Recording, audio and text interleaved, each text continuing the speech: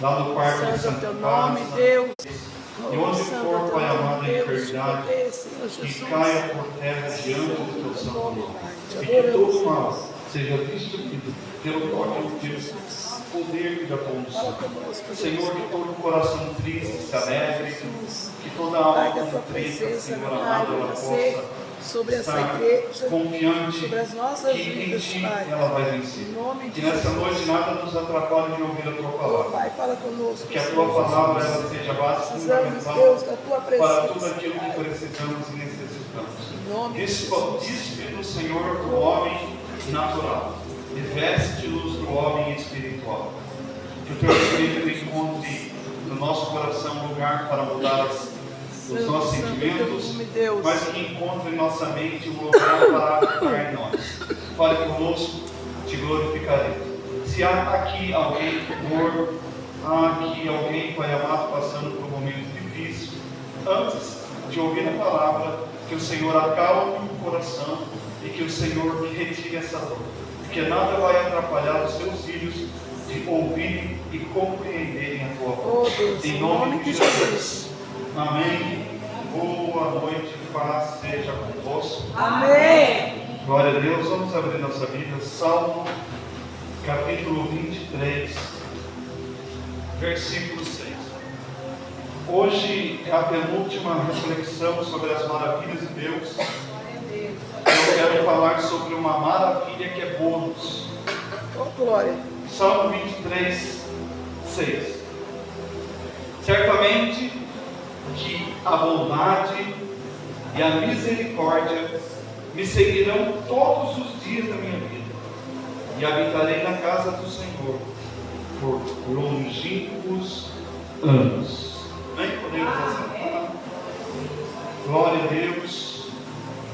É a terça-feira das maravilhas de Deus. Nós estamos na penúltima. Semana que vem nós vamos encerrar falando da graça. O que a graça mudou, o que a graça nos trouxe de favorecimento.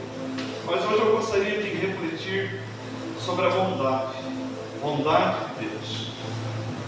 A palavra bondade, ela deriva do latim bonitas, que deriva da palavra bônus.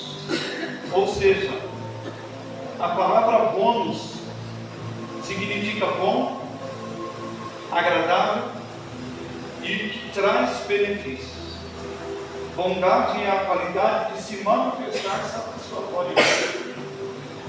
A palavra bonitas no latim e a palavra bônus no grego, ela significa algo que nos foi dado além.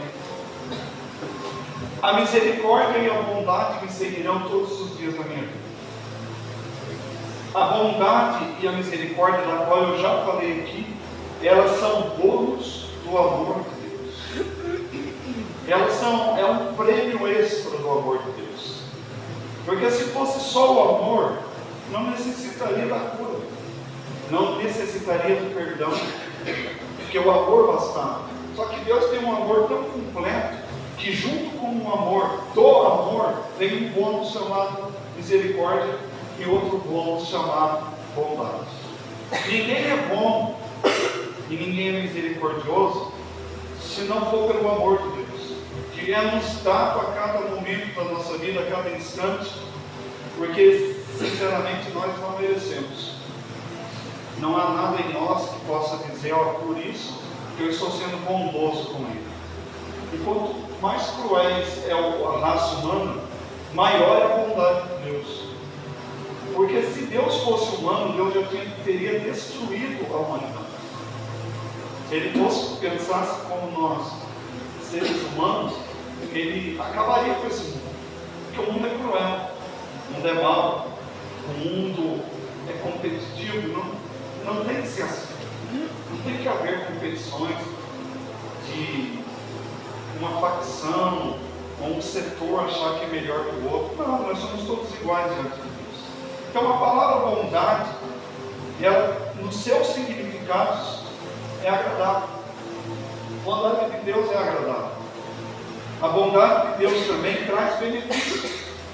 E os benefícios dos bônus que é a bondade são a cura física, a cura emocional, a restauração familiar.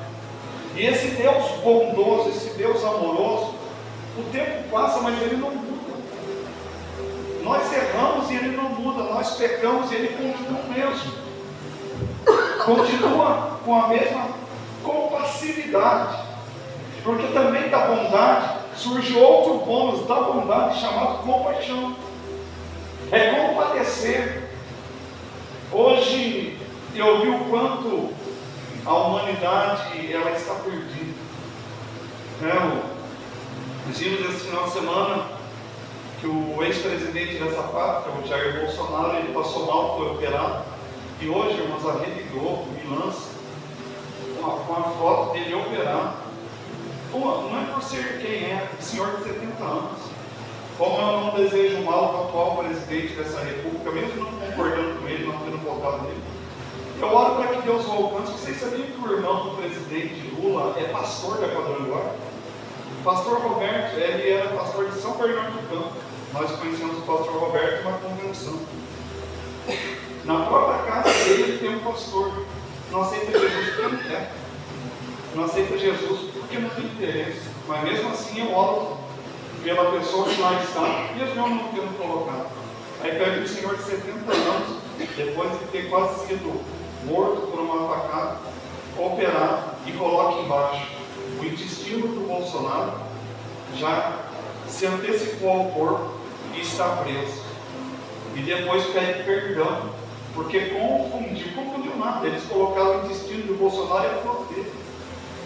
Isso é uma maldade do ser humano. O ser humano é mau. O ser humano quer que aqueles que não concordem com ele morram. Eu vou estar só de longe sentado orando para que essa igreja feche, ou que aquele irmão fique doente. Isso aí é uma raça caída que precisa de salvação urgente. E tem muito crente maldoso, crente que deseja o mal das pessoas. Só que eu me esqueço da lei da reciprocidade. O que eu desejo às pessoas me volta 7 vezes. Então é bom desejar vida, saúde, vida longa àqueles que nos prejudicam, porque a vida longa volta para a gente em 7 vezes mais. Então, é a qualidade que se manifesta satisfatoriamente. Deus tem satisfação em estar no nosso meio, mesmo nós não merecendo, mesmo nós fazendo corpo mole, vista grossa ao Evangelho. Ele quer estar conosco. Dia 27 nós vamos ter um batismo. Não sei quando foi o último batismo dessa igreja, mas quando a igreja não batiza, significa que a igreja não está crescendo. A igreja não cresce com membros vindo de outra igreja. A igreja cresce com filhos sendo gerados dentro dela e discipulados a não desviar do evangelho. Não sei quanto tempo foi que foi feito o último batismo, mas se foi um tempo longo, essa igreja está em débito com Deus. 3 anos. Olha? 3 anos. Muito tempo, gente, sem ganhar uma alma. A vontade de Deus quer alcançar esse povo perdido. A misericórdia de Deus quer entrar na casa daqueles que estão sofrendo. Tem famílias sendo destruídas na nossa cidade. Tem jovens se drogando. Tem pessoas alcoólatras. E nós brincando de igrejinha. Vamos brincar de igreja, vamos às terças, vamos às quintas, vamos aos domingos. Igreja é responsabilidade. Eu tenho que carregar sobre mim uma responsabilidade. Eu preciso alcançar o perdido a qualquer custo. Não posso ficar tanto tempo sem uma alma ao Senhor. Quando nós chegamos aqui há 1 mês e meio atrás, a primeira coisa que eu coloquei na minha oração: Deus, eu quero um batismo antes dos 3 meses. Me dá pelo menos uma alma. Nós podemos ter mais ainda até o dia 27. Mas pelo menos uma já está garantida. E nesse tempo que nós colocamos o batismo, vocês perceberam que a liderança da igreja começou a adoecer? Vocês perceberam que as dificuldades começaram a surgir? Porque nós propomos mudança. Nós falamos assim: diabo, agora chega, essa igreja vai sair do povo disso.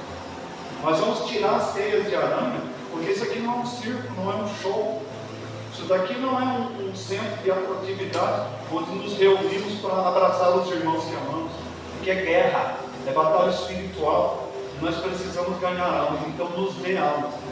Irmãos, o diabo nunca ficará satisfeito quando a igreja se levanta para fazer a diferença. E a igreja, nós somos o templo, a igreja é a estrutura, a noiva de Cristo. E a noiva de Cristo não pode ficar parada muito tempo sem caminhar em direção ao seu noivo. Se Deus é bondoso, cadê a bondade em nós? Se Deus é misericordioso, cadê a misericórdia em nossa vida? Cada dia a gente ouve um negocinho. Eu sei que vocês têm ciência de tudo que nós estamos ouvindo nessa cidade. Só que vocês são educados, vocês não falam. Eu prefiro assim. Mas pessoas de fora dessa igreja estão nos contando cada coisa que nos assusta.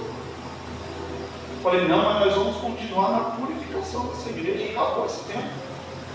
Acabou esse tempo de fazer as coisas de qualquer maneira. Nós vamos ganhar almas. Eu quero falar para o Senhor, nós vamos morrer por almas, se for necessário. Mas acabou o tempo de escândalo, acabou o tempo de eu vi isso, eu vi aquilo, eu ouvi isso, fez aquilo, acabou. Agora é o tempo de Jesus está enviando almas, Jesus está restaurando, Jesus está perdoando, Jesus está libertando, porque Deus é bom, porque Deus é maravilhoso. E as maravilhas do Senhor vão te entregar a sua família nas suas mãos. Bom, quem é que olha para uma igreja que fica 3 anos sem batizar ninguém? Ninguém olha. Ninguém quer ver. Ninguém quer entrar numa igreja dessa. Na verdade, o próprio Deus não poderia estar presente numa igreja que Ele não pode atuar. Mas quando nós manifestamos esse desejo de salvar pessoas, nós estamos manifestando a bondade de Deus que me alcançou quando eu era viciado, um drogado. Mas infelizmente nós estamos nos esquecendo da bondade de Deus e qualquer coisa nós estamos reclamando. Hoje de manhã o pastor veio falar comigo um negócio, eu estava meio chateado. E eu já reclamei muito na vida e só voltei atrás. Cada vez que nós reclamamos, nós voltamos para o fundo da fila. Porque parece que tudo está dando errado. Porque quando eu estou equivocado em alguma coisa, ela chega e fala, é nisso. E quando ela está, eu chego e falo, falei assim, então, tudo que é ruim a gente vai acrescentar a Deus. Tudo que não dá certo nós vamos reclamar. Fechou a boca, nem uma hora depois eu estava resolvido a situação. Deus não é culpado se o meu carro quebra. Deus não é culpado se eu fico doente. Quanto tempo usando droga? Quanto tempo não dormindo à noite? Quantos carnavais de 4 dias sem dormir? Comendo mal, só cheirando cocaína. Deus é culpado da sinusite que eu adquiri porque eu tenho um buraco que a cocaína corrói. Eu busquei. Eu não vivo bem na minha casa. Deus é culpado. Se a Bíblia me seguir a paz com todos, eu não cuido do que é meu e eu perco o que eu tenho. Não foi Deus. Porque em todas as fases difíceis da nossa vida não nos falta comida, não nos falta perdão de pecados, não nos falta consolo paternal. Não é dado à ovelha uma lã que ela não possa carregar. Deus está nos ensinando coisas até com os momentos difíceis que passamos. Porque nos momentos difíceis que passamos, que nós falamos que Deus é bom, Ele não nos deixa. Ele anda conosco. Ele vai conosco. Ele só está ali dizendo assim, se você não aguentar mais, fica tranquilo que eu te carrego, que eu estou ao teu lado. Deus está comigo. Deus não está distante, não me desampara no momento de dificuldade da minha vida. Então, o amor de Deus, ele é de onde nasce a bondade de Deus. E o amor é algo tão grandioso, tão incompreensível, que ultrapassa qualquer sentimento humano. É a essência de tudo que existe, a fonte da bondade e da misericórdia, que podemos experimentar em nossas vidas. A Bíblia nos revela o amor de Deus de tantas formas, através de tantos versículos, que nos enchem o coração de esperança e de alegria. Mas tem duas coisas aqui, apenas duas, que eu quero demonstrar: amor e bondade juntas. 1 João capítulo 3, versículo 16. Vocês conhecem de cor salteado.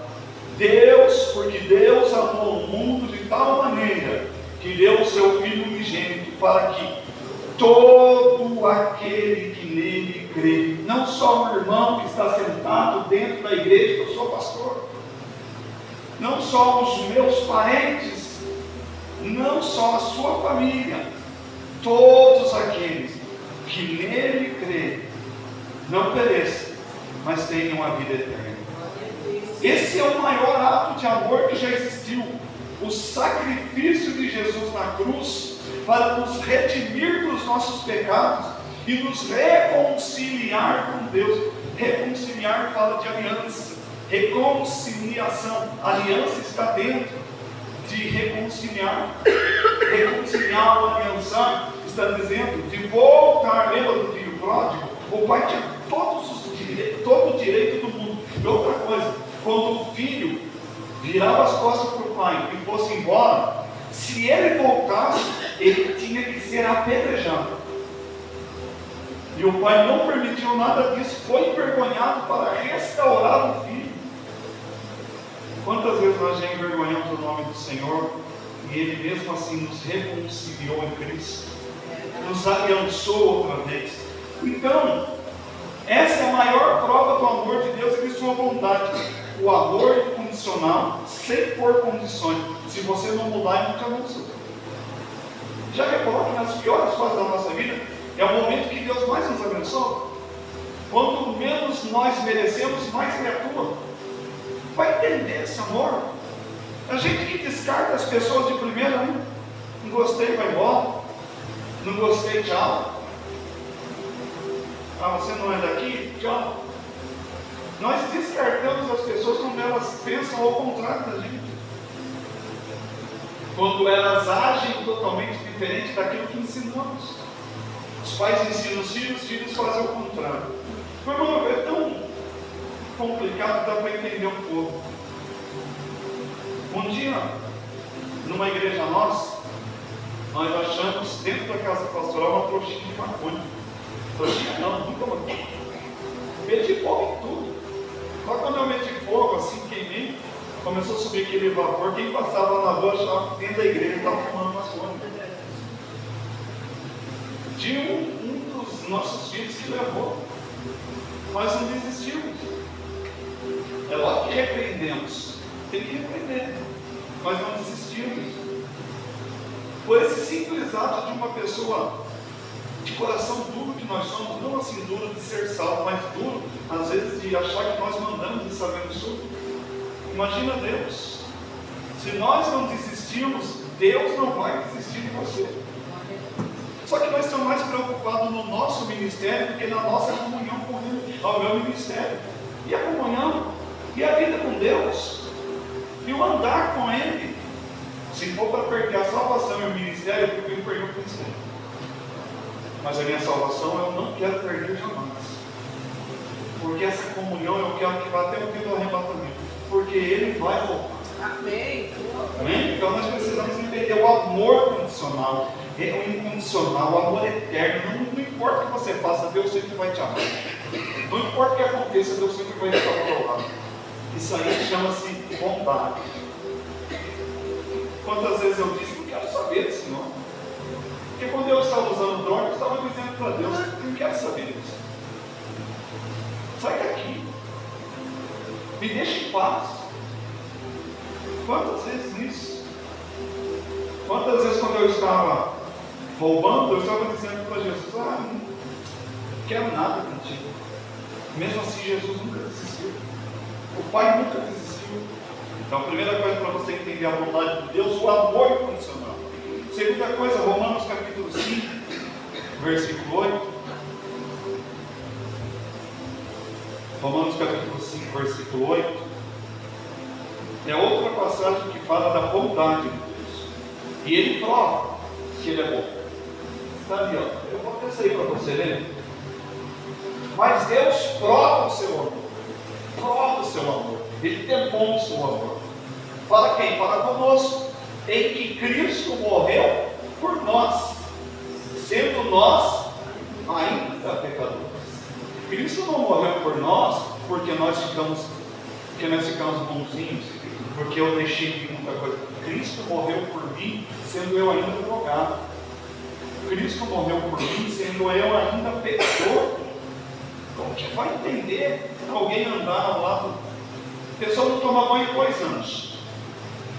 Cheiro terrível, né? Aí você sentar na mesa com essa pessoa, assim era eu com Cristo.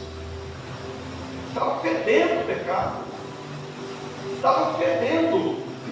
E Ele mesmo assim me abraçou. E Ele mesmo assim não me deixou. O amor de Deus é tão profundo e tão vasto que não há nada que podemos fazer para nos separar de Cristo. E não adianta sair da igreja. E não adianta desviar, porque Ele vai te amar mais ainda. Não adianta pecar, porque quanto maior for o pecado, maior é a graça, maior é o perdão e maior é a misericórdia. A Bíblia diz que quanto mais errado éramos, mais o amor de Deus foi transmitido através de Jesus para a nossa vida. Então, meus queridos, nada pode nos afastar do amor de Deus, nada pode nos separar desse amor. Romanos capítulo 8, versículo 30, se eu não me engano. Vou confirmar aqui. Eu sei que é 8. Romanos 8. Para encerrar, eu vou ler tudo isso. Só ver onde começa.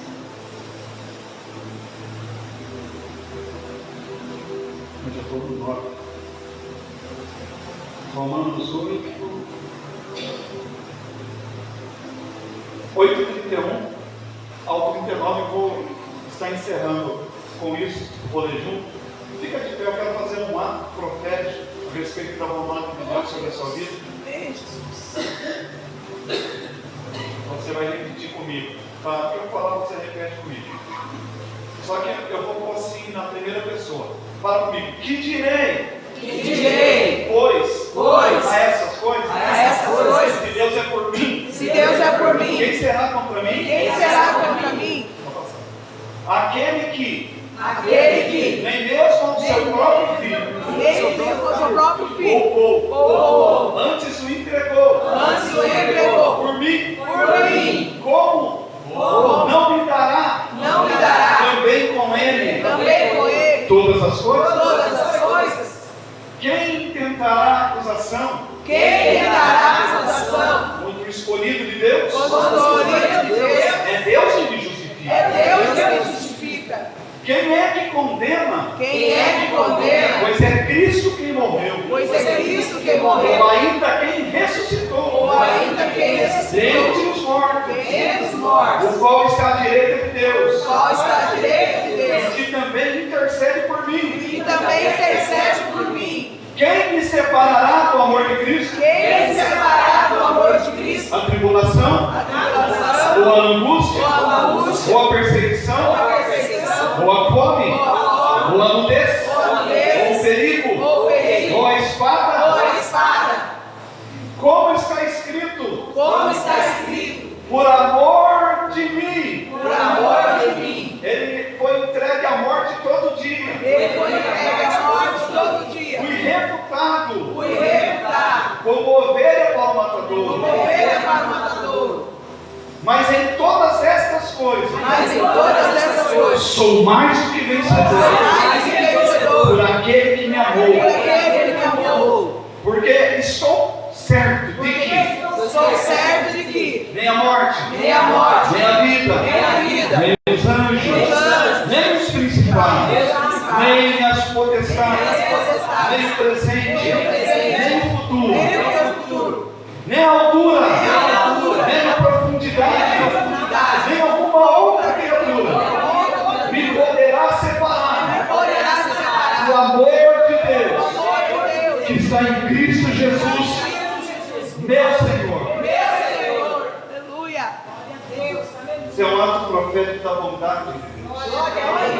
Nada poderá me separar do amor de Deus que está em Cristo Jesus.